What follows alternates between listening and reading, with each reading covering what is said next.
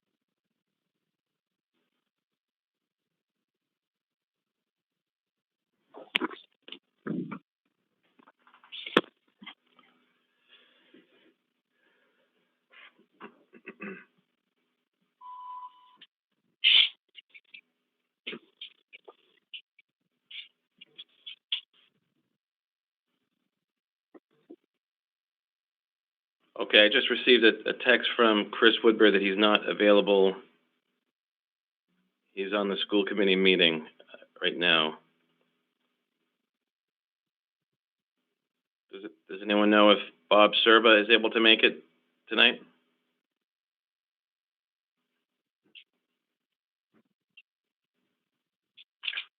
I haven't heard otherwise.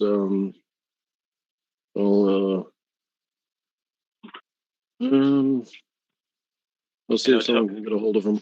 Okay, Tony. I know Tony had told me that he's away this week, so he's not in. So.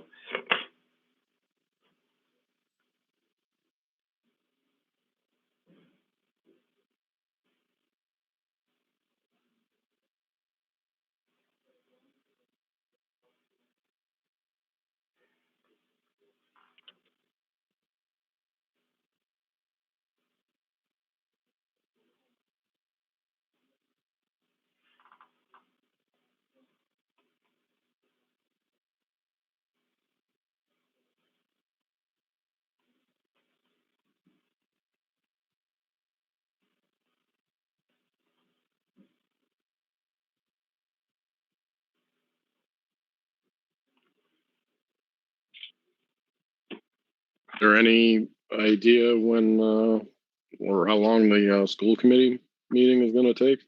I mean, if we don't have Chris as well, we're not going to have quorum. Right. I'm not sure what time it started.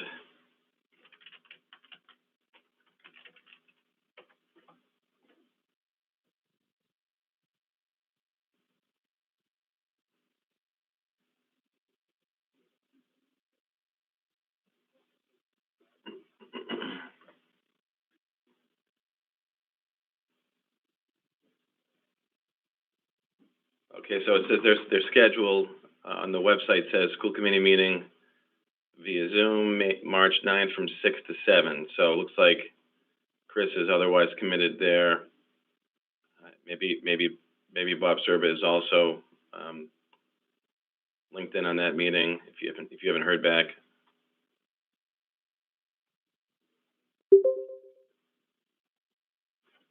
Someone there? Did someone just join? Yes, Tom, it's Chris. Oh, hi, Chris. Are you here? Hi, how are you? Yeah, I'm doing a dual meeting, so just bear with me. Okay. Do we know if Bob Serba is able to make it? She should be on his way momentarily. Okay. Just so you all know, as a reminder, this meeting has to end at 6:45 to give Spencer Cable Access time to go live with the FinCom meeting at 7. So I posted up, as you all know, a backup meeting for Thursday at 7. That might be, is that, Bob, is that you?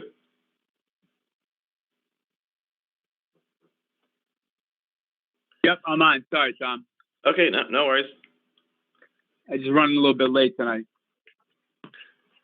Okay, so we have Jonathan Viner, Chris Woodbury, Bob Serba. We have a quorum. It's all yours, Chris.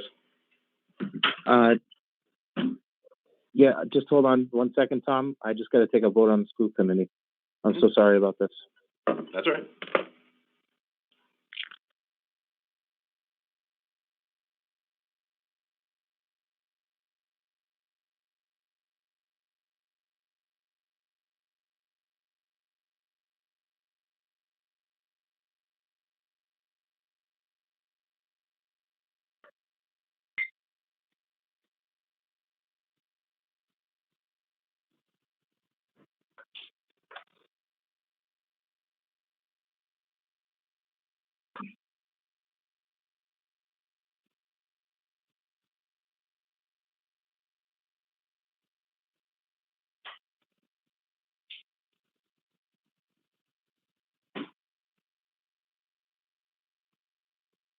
Just 1 second. I'm so sorry. No worries.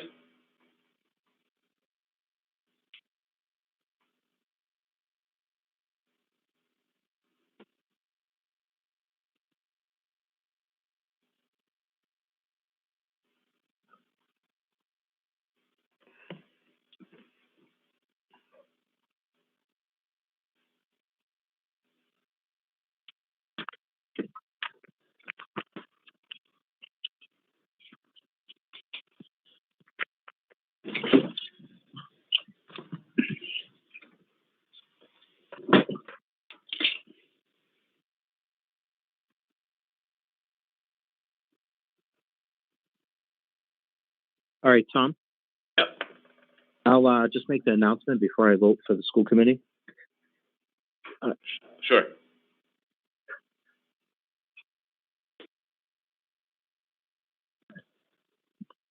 All right, so I'm going to call the meeting to order at 6:12. Announcement: this meeting is being conducted remotely, consistent with Governor Baker's executive order of March 12th, 2020, pursuant to the current state of emergency in the Commonwealth due to the outbreak of COVID-19 virus. In order to mitigate the transmission of COVID-19 virus, we have suspended public gatherings, and as such, the governor's order suspends the requirement of the open meeting law to have all meetings in a publicly accessible physical location. We currently are meeting remotely, and as such, all votes will be taken by roll call in accordance with Regulation 940 CMR 29.10 of the open meeting law. Okay, bullet point 2, committee reorganization. I had asked Tom for this to be on because Shirley Schreiber was on the board, and she was, I believe, vice chair, and she's no longer here. So we need to reorganize.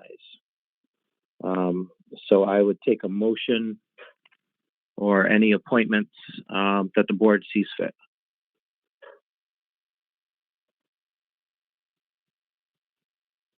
Just to be clear, for just the vice chair position? We're doing a reorganization for the whole board. Oh, all right. That is required by law if we do it. I'll nominate Chris Woodbury for chair.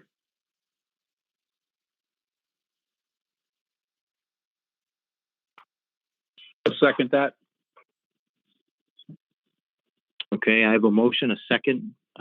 Motion by Jonathan, second by Bob. All those in favor? Aye. Aye. Roll call vote. Jonathan, yeah, aye.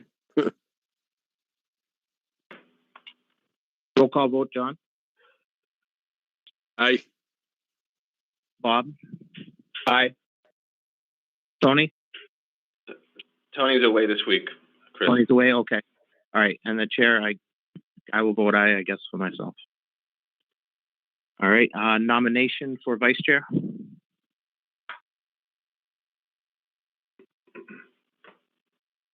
I nominate John Viner. Okay. Bob with the nomination for Jonathan Viner. I'll second it. All those in favor? Roll call vote. Bob. Aye. The chair will vote aye. Jonathan. Yeah, aye. Thank you. All right. Is that all we need, Tom?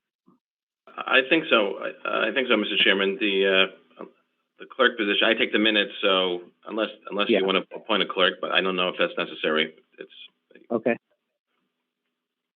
All right. Next item, review and act on meeting minutes of October 15th, 2020 and February 23rd, 2021. Do I have a motion? Make a motion to approve the minutes. I have a motion by Bob. Do I have a second?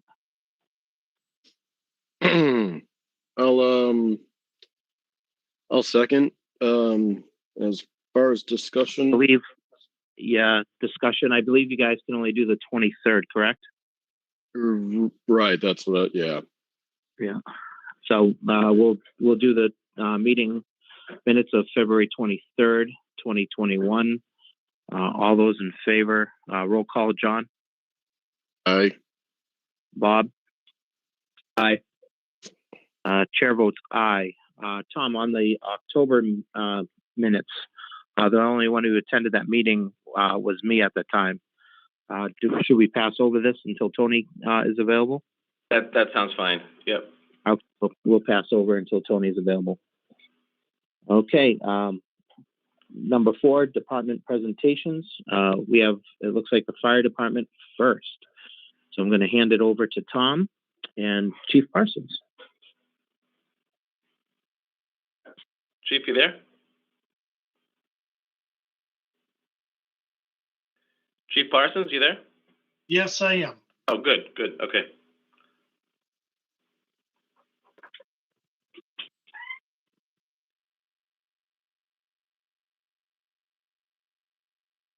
You want me to go over them, Tom, or you're gonna? Oh, yes. I'm sorry. If you wouldn't mind, I've given the committee. I did a first pass at all of the capital requests. So I'm sorry. So if you wouldn't mind, kind of giving your overview, Chief, and then the committee can have some deliberation and ask some questions for you. All right. So they had some questions in regards to when you first gave the presentation, I guess, and I answered those. I don't know if that went back to them, but we'll go over it anyways. So upstairs in the fire station, of course, the building was built in 1973. So it was built prior to any females on the department or any thought of females on the department. Currently, we have 5 females on the department as on-call firefighters. We have no facilities at all for them. If you've ever been upstairs in the fire station, the bathroom upstairs has no door on it. It's a big wide open bathroom with 2 stalls, 3 urinals, and 3 sinks. And then there is what I would refer to as the old-fashioned gang showers. Very large room with just a curtain on it now. We had nothing on it before. We have a curtain on it now for 6 or 7 firefighters to be around. So that was built, put in the 1970s. So the full-time staff shower every day in there, and that's one of the things that we got to look at with cancer prevention and with COVID as well. That's where we now have a washer and dryer upstairs for people to be able to launder their clothing prior to going home. The shower is very non-efficient for the males, and of course there is none at all for females. So if we have a female that's been involved in a structure fire or whatever, and we want them to shower before going home with all the carcinogens on their body and clothing or whatever, it can't be done. There is no facilities for them unless we close it all off. Someone stands guard at the door to allow them to go in and shower, wash their clothes, and then be able to go home. The other issue that I have, and this has been on my capital for a while, to do an upstairs, change that shower over. But the issue we're running into right now is the shower is leaking. Excuse me. It's leaking through the walls and the base of the shower, and it's leaking through the floor down onto the main apparatus bay. Speaking to a couple of different plumbers that have come and looked at it, they believe the pan underneath the tile needs to be replaced. It's deteriorated, rotten, or whatever. They believe that's where the leaks are coming from. We have tried to seal up the floor. It's a tile floor without any success. So the thought process was, before we rip up the tile floor, to replace the pan underneath for an inefficient shower that really doesn't serve a lot of a purpose other than for the males, that if we're going to be ripping up the floor and everything, why don't we change that over to a female facility with a toilet, sink, and one shower with a door on it, and then put two showers into the male bathroom and put a door on it, close off that wall and put a door on it. Now the pricing that I have is, and this is where we come into an issue, is no one wants to give you any quotes right now.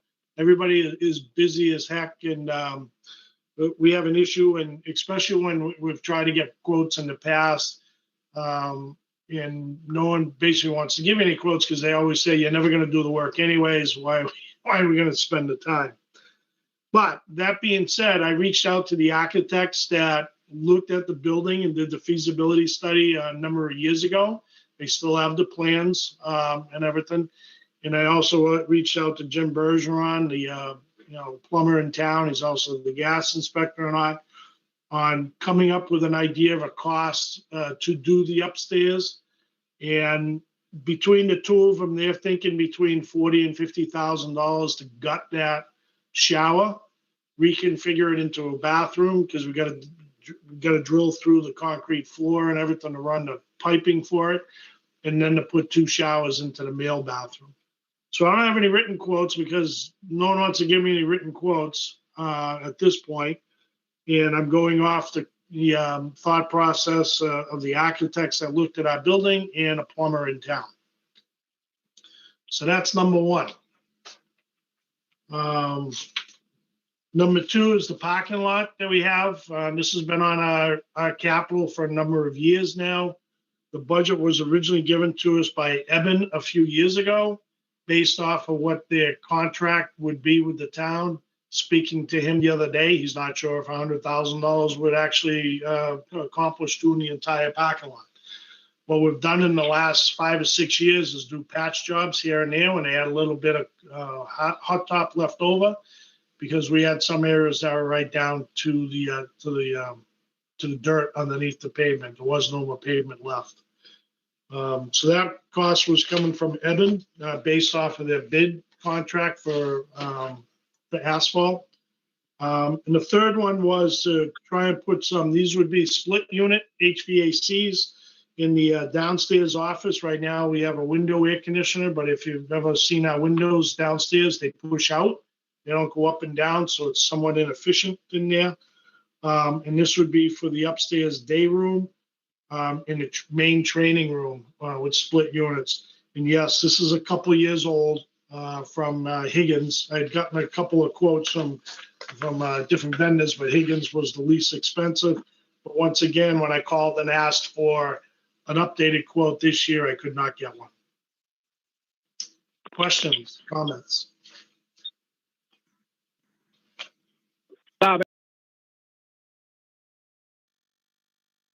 Just to try to get this, because obviously you were kind of constrained as far as people being able to actually look at it.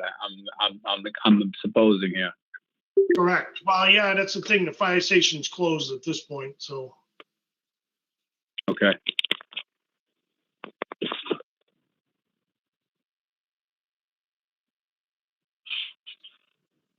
I'll say that the estimate on the bathroom, you definitely did your homework there. It's if you got a hold of the architect and you got a hold of Bergeron, then that's something that we can at least feel reasonably confident in. And as I'd just like to reiterate what the chief noted, that this is more than, I guess, what people would associate with showers in any other facility. That this is absolutely a health priority, and it's for the purpose of eliminating any kind of chance of like I said, carcinogens or any other hazards that they're exposed to while doing the work. So renovation of the bathroom as being proposed here is, I think, absolutely warranted, and they sounds overdue, really. The parking lot, I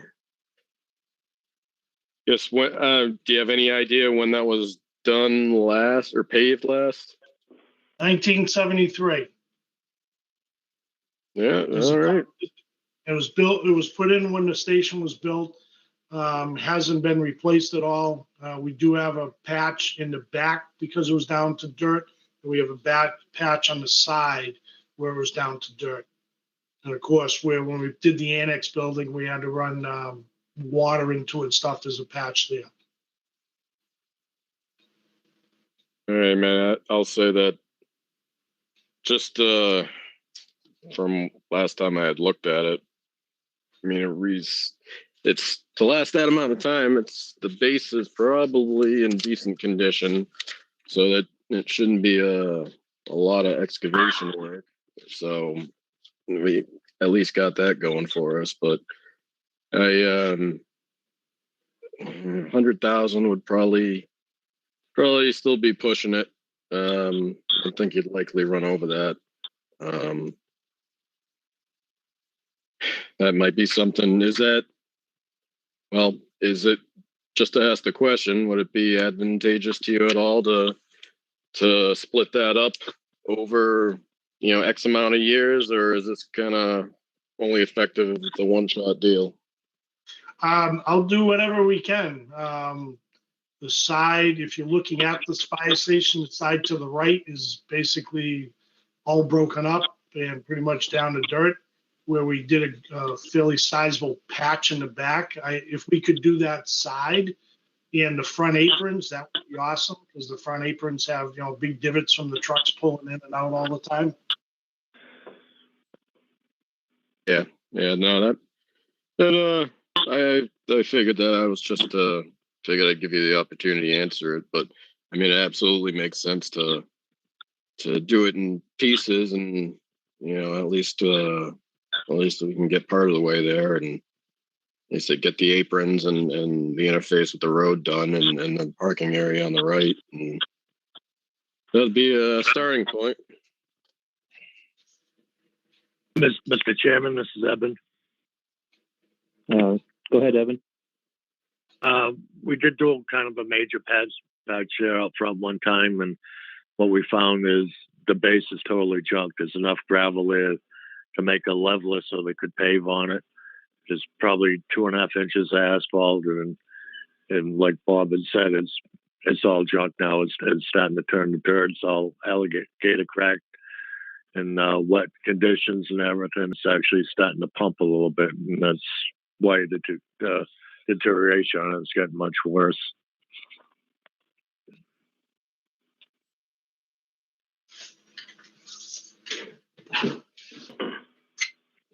All right, good to know.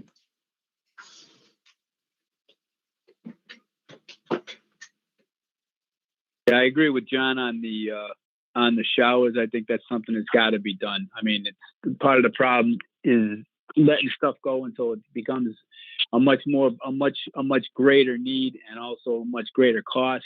I can't argue with that. The question I have on HVAC, Bob, that's the split vent you're talking about? Correct, split units, so it'd be individual units for each area. Okay. To do a complete HVAC system would be not cost effective for that building. Right.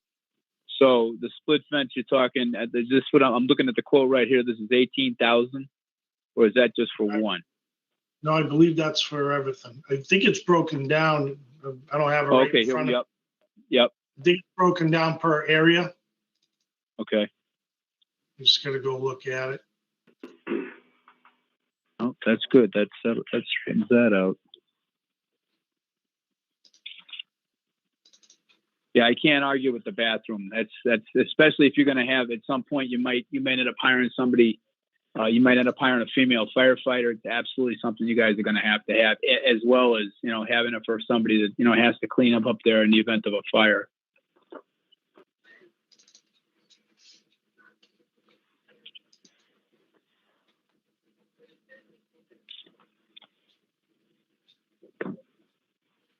If I memory recalls, Chief, memory serves rather, was one of the, I believe one of the downstairs offices or something, was there a need for the AC just for, I don't know, did you have a server room or a computer? The server room is upstairs in the deputy chief's office, and we put a split unit there a number of years ago. We used to try window units. Every year we were having to replace them. They just wouldn't hold up. So we ended up buying a split for that. The one downstairs is the office where everybody does their reports. That's where the full-timers are during the course of the day. If there was any one area, that would be the one area I would like to get done sooner than later. Like the main upstairs, the large training room. We can't have any meetings up there during the summer because it's like 120 degrees up there. But we can work outside during those summer months, and I'm not so worried about it. I'd rather try and get that office downstairs done first. Like I said, I don't mind splitting this up and doing one little bit at a time, but that's why we had that invoice or the quote broken up into different rooms. I think the office downstairs is $3,800. Of course, once again, this is a couple of years old.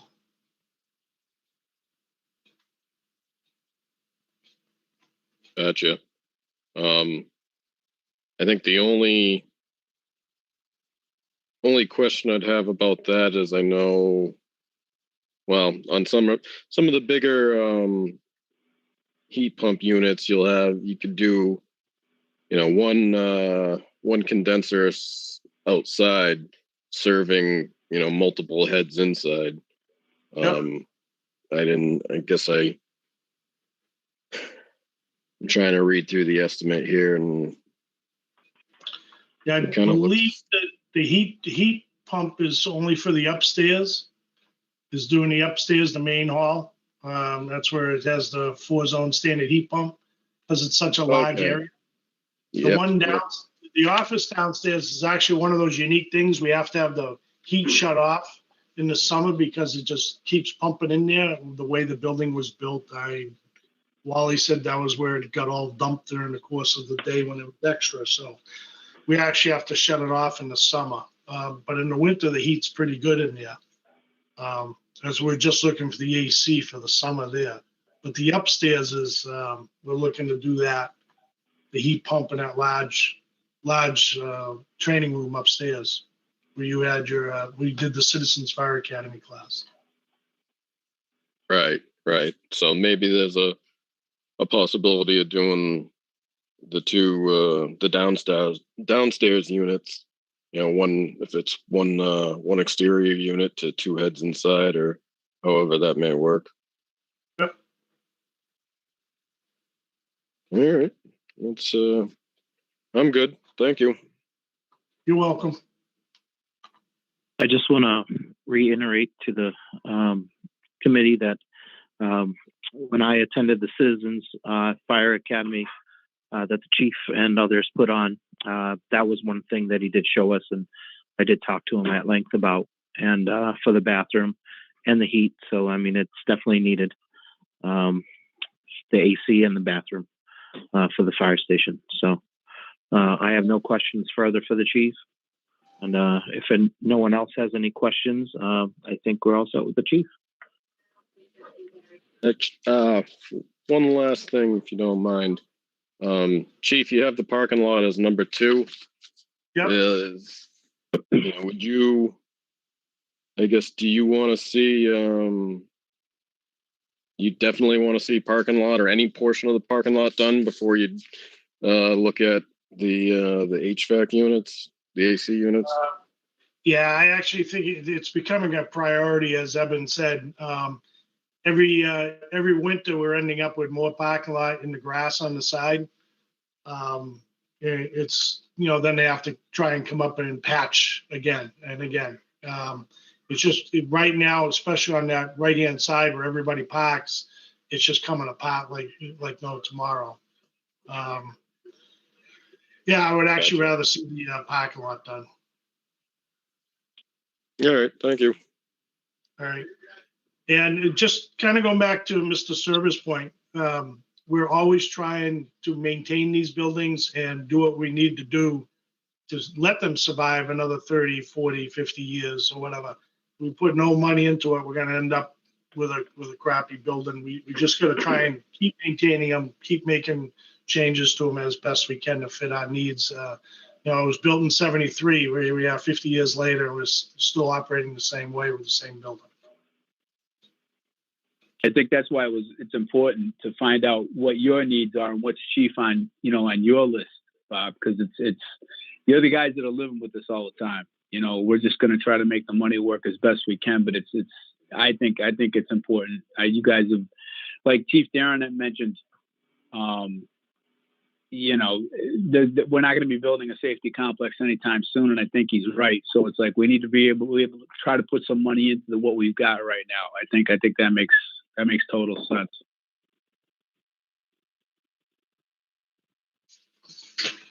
Okay, Mr. Chairman, do you want to see if Cheryl can at least start a presentation tonight? We're getting close to 6:45. Maybe Cheryl can at least give an introduction, and we can continue this on Thursday. Okay, that sounds good. Cheryl, are you there? Yeah, I'm here. Hi. Do you want to give so update? Am I doing the update about the HVAC, the air conditioning, or am I doing my? Yes, just the HVAC upgrades. That's right. Okay. All right. Well, as you all know, we have finished the heating with the new boilers. That piece of the project has been completed, and the next part of the project is to update our air conditioning, and that includes our air handling units. And as we've discussed, the system is over 25 years old, and we really would like to have an updated system in order to protect not only the library materials, but the local history museum, which has a collection, which is also housed in the same building. So we are asking to move forward and complete the air conditioning part of our project.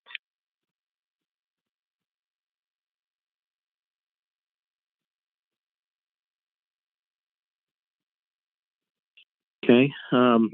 Anyone have any questions from our tour for her from Saturday? Any follow-ups?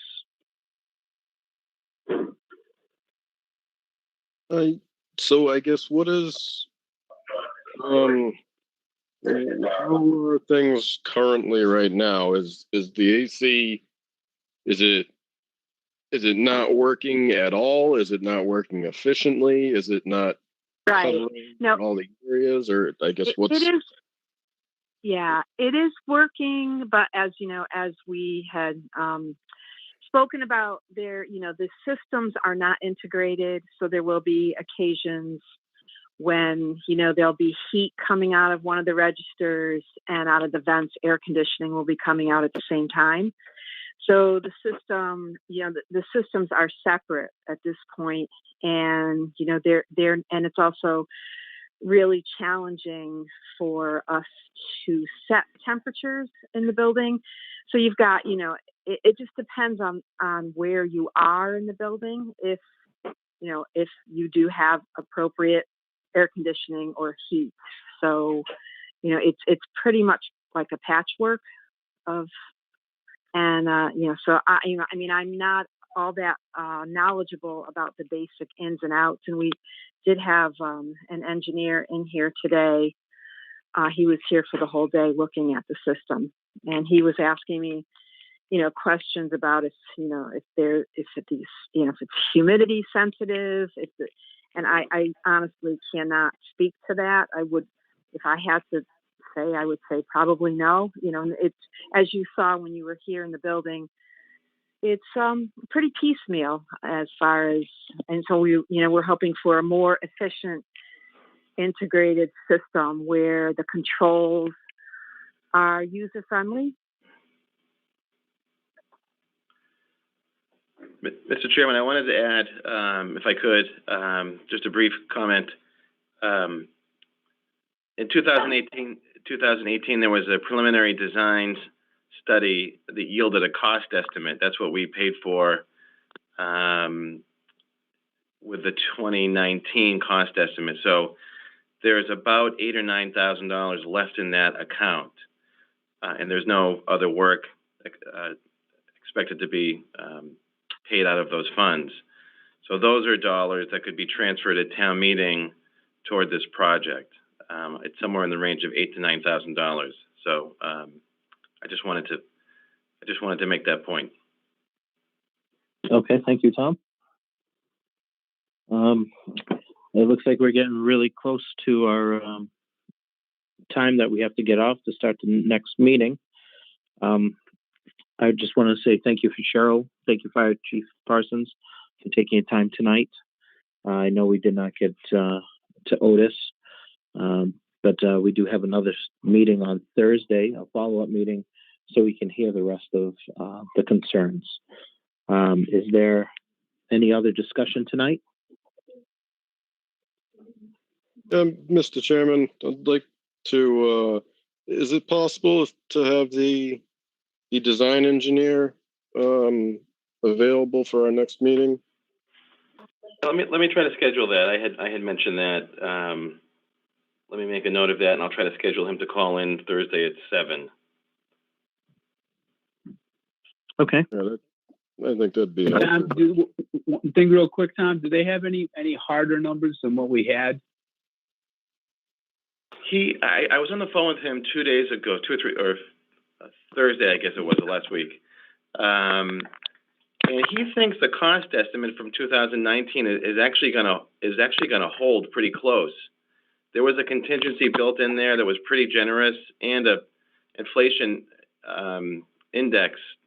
So he's still thinking that the 315 number, the construction cost number at 315, is gonna hold pretty close. So he needs to kind of refine his work, get a little bit further along in the design to get a more accurate sense of that. But that's what I was told on Thursday. So, and I think having him call in will be very valuable for the committee to hear from him. And you can ask, technical questions that neither Cheryl nor I can answer. So I'll set that up for 7. Thanks, Tom. Thank you, Tom. Yeah, no problem. Any other questions or discussion? All right, hearing none, I'll entertain a motion to adjourn. Motion to adjourn. I got a motion by Bob. Do I have a second? I'll second that. Seconded by Jonathan. Roll call vote. Jonathan? Aye. Bob? Aye. And the chair votes aye. We'll see you Thursday, gentlemen. Thank you for your time. Thank you, Chief. Thank you, Cheryl. You're welcome. We'll see you. Bye-bye.